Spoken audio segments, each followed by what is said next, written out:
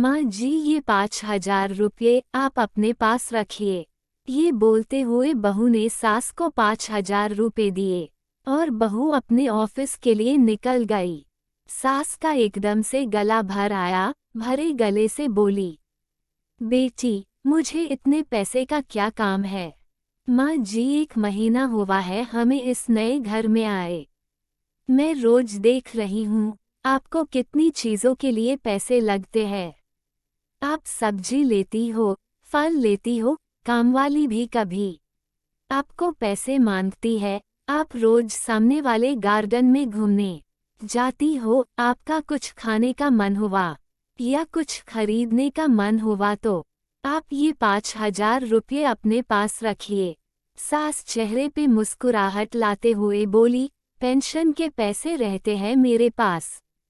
इस पर बहू बोली, माँ जी, आप गार्डन में जाती है, वहाँ आप फ्रेंड्स बनाए, कभी मन हुआ तो पिक्चर देखने जाए, पार्टी दो, पार्टी करो, अपनी जिंदगी खुलकर जियो माँ जी।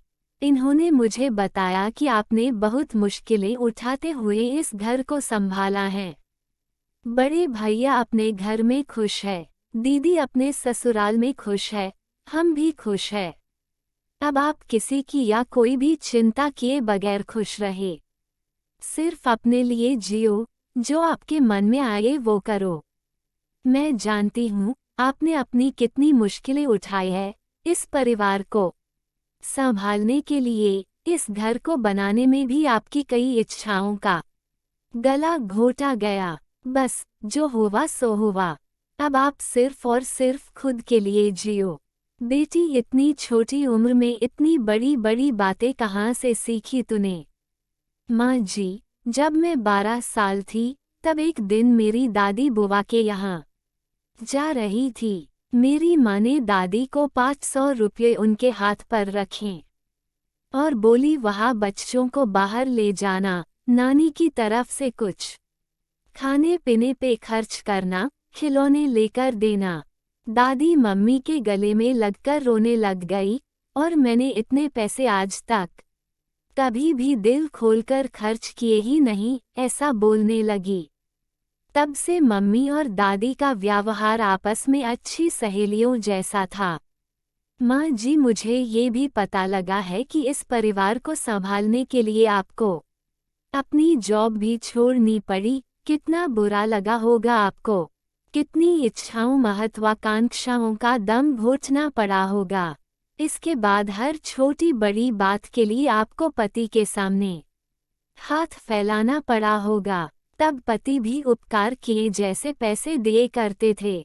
माँ जी, आज से आप आपकी पेंशन को खर्च ना करें, पेंशन के पैसे अपने पास ही रहने दीजिएगा।